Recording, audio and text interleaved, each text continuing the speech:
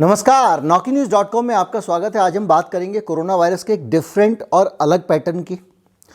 किस तरह से ये वायरस पूरी दुनिया में तरह तरह से रिएक्ट कर रहा है और तरह तरह से अलग अलग देश में अलग अलग परिस्थितियों में अलग अलग तरह का डेटा निकल के आ रहा है। एक तरफ वायरस आ रहा है और चला जा रहा है, उसके बाद लौट के नहीं आ रहा है। दूसरी तरफ बार बार आ जाता है। तीसरी तरफ आ गया है, चला भी गया है और दोबारा आएगा नहीं, ऐसी भी संभावना जताई जा रही है। तरह तरह के देश हैं, कहीं पर टीकाकरण हो चुका है, कहीं पर नहीं हो रहा है और उन सब के बीच में कोरोना वायरस का बिहेवियर जो सामान्य स्थापनाएं हैं उससे थोड़ा अलग अलग है। आज हम 3-4 देशों का उदाहरण लेंगे और उसके ज़रिए समझने की कोशिश करेंगे कि ये कोरोना वायरस आखिर किस तरह का पैटर्न दिखा रहा है। क्या ये वही बातें कह रहा है जो पहले हम यहाँ पर कह चुके हैं? क्या वही बातें वो बार बार अपनी हरकतों से लोगों को बताना चाह रहा है या कुछ और? कहीं मत जाइए, चैनल को सब्सक्राइब कर लीजिए, बातचीत को आगे बढ़ाते हैं।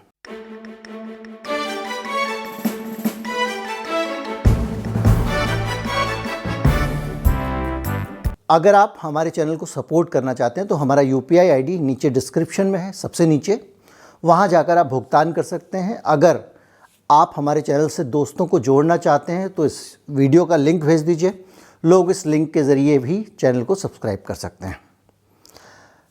चीन का कोरोना वायरस का ग्राफ अगर आपने अभी तक ध्यान से नहीं देखा है तो आज देख लें। चीन का जो डाटा है वो कई तरह की बातें कहता है। दुनिया में सबसे पहले कोरोना चीन में आया, सबसे पहला वेरिएंट चीन में आया। वो आने के बाद उसने पूरी दुनिया में तहलका मचा दिया और चीन में कोरोना के जो केस थे वो एक बार शुरू में थोड़ा सा बढ़े, उसके बाद से चीन में कोरोना पूरी तरह नियंत्रण में है। क्यों नियंत्रण में है, उसकी वजह क्या है, इस पे हम थोड़ी देर में आएंगे, संभावित वजह पे बात करेंगे। दूसरी तरफ रूस है जहां कोरोना वायरस की चौथी लहर आ चुकी है। एक तरफ एक लहर आके चली गई, दोबारा नहीं आई। दूसरी तरफ रूस है जहां चौथी लहर आ चुकी है।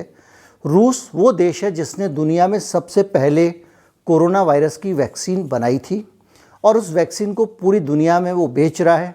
पूरी दुनिया भर के देश उस वैक्सीन को लगा रहे, इस्तेमाल कर रहे हैं। भारत में भी स्पुतनिक को एक भरोसेमंद वैक्सीन के तौर पर स्वीकार किया जा रहा है और स्पुतनिक के बारे में ये भी कहा जाता है कि उसके दोनों जो डोज हैं वो अलग अलग दवाएं हैं, एक ही दवा दोनों बार नहीं दी जाती है, तो इसलिए उसको बेहतर माना जाता है। हालांकि आज तक WHO से उसे मान्यता नहीं मिली है, अप्रूव नहीं किया गया, जैसे भारत की कोवैक्सीन को नहीं किया गया है। लेकिन वैक्सीन की जो मदरलैंड है जहाँ सबसे पहले वैक्सीन आई, उस रूस में चौथी लहर आ चुकी है।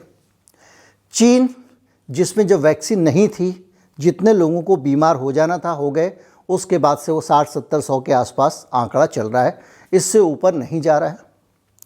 तीसरा देश है अमेरिका। पूरी दुनिया को वैक्सीन लगाने की बात करता है, अपने यहाँ वो वैक्सीन का जो 3rd डोज है वो भी दे चुका है, उसको अप्रूव कर चुका है और वल्नरेबल ग्रुप्स में वो बूस्टर डोज लोगों को लगा रहा है।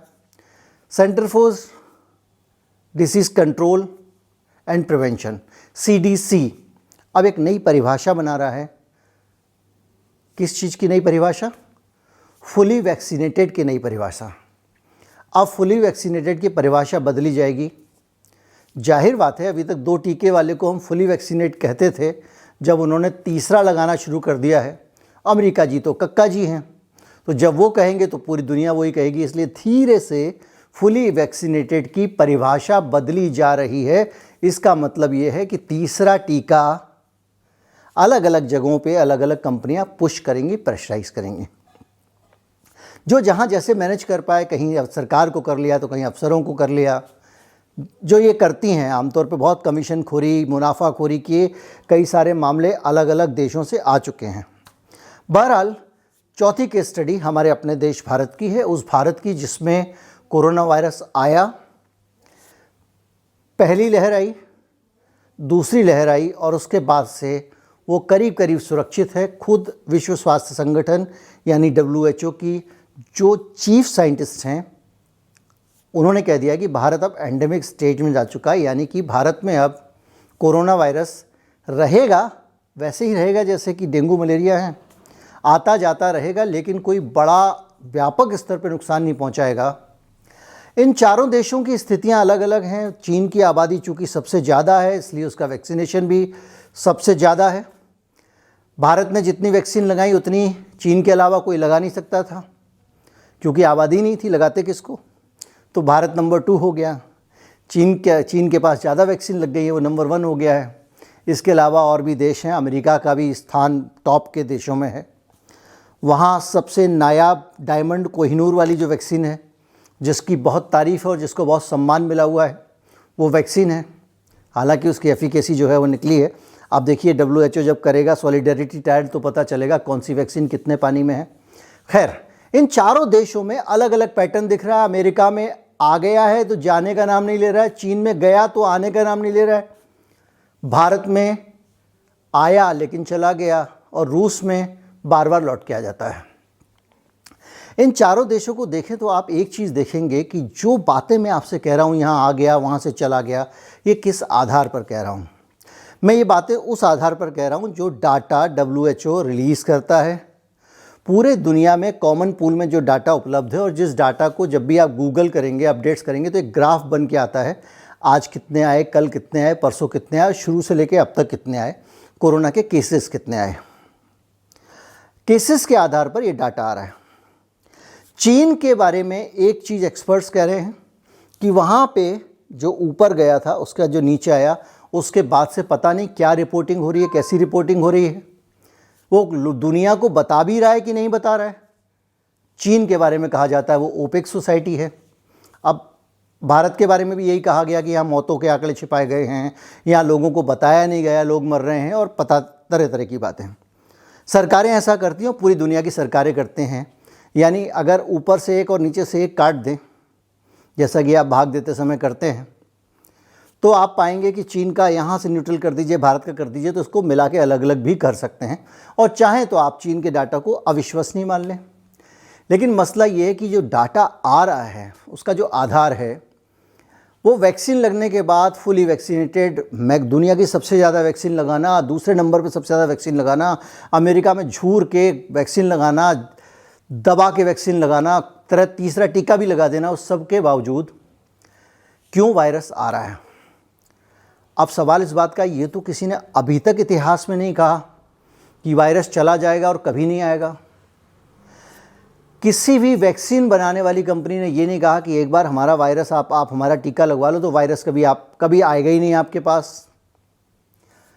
जब किसी ने कहा ही नहीं, वैक्सीन वाली कंपनी ने नहीं कहा, तो भाई ये डाटा जो WHO रोज़ रोज़ रिलीज़ करता है, जिसके आधार पर हम कह रहे हैं भाई चीन में आ गया, एक बार गया तो लौट के नहीं आ रहा है, या रूस में बार बार आ जा रहा है, उस डाटा की क्या अहमियत है। अब अगर इस डाटा की अहमियत नहीं है तो इन चारों देशों की तुलना, चारों देशों का कंपैरिजन आप कैसे करेंगे। उसके लिए एक अलग तरह का डेटा चाहिए होगा। तो वो डेटा क्या हो। दो तरह की चीज़ें हैं इम्यूनिटी आने की। एक तो ये है कि हो सकता है भाई टीके ने इन सबको इम्यून कर दिया हो, और दूसरा ये है कि जहाँ बीमारी फैली, जैसे भारत के मामले में एक्सपर्ट्स मानते हैं, सीरो सर्वे आ चुके हैं, टीकाकरण से 20 गुना रफ्तार से बीमारी फैली और पहले ही सबको इम्यून करके चली गई। तो उसके कारण क्या हुआ कि भारत में अब लोगों को अगर वायरस आएगा भी तो वो, आप पहले से वैक्सीनेटेड है, कुदरत का टीका, भगवान का टीका लग गया है। तो इन सारी की सारी परिस्थितियों में जाके जो आप आंकड़ा देते हैं, डाटा देते हैं, वो तो किसी काम का रहा नहीं, क्योंकि उस आंकड़ा से आप क्या करेंगे, चार डालेंगे। भाई आपको पता चला 200 लोगों को यहाँ पे इस देश में कोरोना वायरस पॉजिटिव निकल आया है, तो निकल आया है। भाई वो अगर इम्यून है तो क्या फ़र्क पड़ता है। ये जो डाटा इकट्ठा किया गया था, ये इसलिए किया गया था कि पूरी दुनिया में हमारे पास एक तस्वीर हो कि कोरोना वायरस का प्रेजेंस क्या है, किस देश में पहुंच गया है, किस में नहीं पहुंचा है, किस में पहुंच गया है, कितने प्रतिशत आबादी में पहुंच गया है, किस प्रदेश में और किस शहर में ज़्यादा लोग इन्फेक्टेड हैं, ताकि इसका अगर मैनेजमेंट करना हो, प्रिवेंशन करना हो, तो आपको ये डाटा काम आता था। अब पता चला कि ये डाटा तो किसी काम का अब रहा नहीं, क्योंकि कम्युनिटी स्प्रेड हो गया, हर शहर हर जगह पहुंच गया है। तो आपको प्रिवेंट तो करना है, तो ये डाटा आपको वायरस की जो मूवमेंट बताने वाला डाटा था, जहाँ से आप उसके आने जाने पे नज़र रख सकते थे, वो डाटा तो आज आपके काम का रहा नहीं, पहली चीज़। दूसरा, अगर वहाँ पे वायरस प्रेजेंट भी है, जैसे भारत का मामला है, पॉजिटिव केसेस आ भी रहे हैं, और अगर लोग पहले से इम्यून हैं, उनको हर्ड इम्यूनिटी आ चुकी है, उनको कुदरत का टीका लग गया है, तो वो लोग जो हैं वैसे भी उनको कुछ फ़र्क पड़ने वाला नहीं है। तो अब नया डेटा कौन सा आना चाहिए? जो नया डेटा आना चाहिए वो ये आना चाहिए कि फैटेलिटी कितनी हुई, कोरोना से कितनी मौतें हुई, कितने लोग गंभीर रूप से बीमार लोग अस्पताल में गए, कितने आईसीयू में गए, कितने लोगों को वेंटिलेटर लगाना पड़ा, और जो ये सारे लोग हैं इसमें कितने लोग वैक्सीन वाले थे, कितने लोग बगैर वैक्सीन वाले थे। जब तक ये तस्वीर आपके सामने नहीं होगी, आप जो फर्दर कोर्स आपको प्लान करना है इस बीमारी से लड़ने का, वो आप नहीं कर पाएंगे। और यही वजह है कि हम भी जो बैठ के अब यहाँ एनालिसिस करते हैं, हम भी डाटा पे जाके कई बार अटक जाते हैं, अलग अलग सोर्सेस से डाटा लेना पड़ता है। एक कंपाइल्ड डाटा, कंबाइंड डाटा एक जगह से अगर मिल जाता है तो वो काम करना बहुत आसान होता है, और वो ऑथेंटिक डाटा होता है। आप किसी अखबार ने खबर छाप दी, मैं उसको उठा लूँ, पता चला गलत थी, तो ऐसा मैं नहीं कर सकता हूँ। और सरकारें भी जो नीति बनाने वाली हैं, अब आपने मान लीजिए भारत में कहा कि हमने 100 करोड़ लोगों को टीका लगा दिया, अब उन 100 करोड़ लोगों में से कितने लोग हॉस्पिटलाइज हो रहे हैं, इससे आपको एक्चुअल पता लगेगा कि भैया इस टीके पे कितना डिपेंडेंट रहना है, कितना नहीं रहना है। अगर इस पर डिपेंडेंट नहीं रहना है तो फर्दर स्ट्रेटजी क्या हो।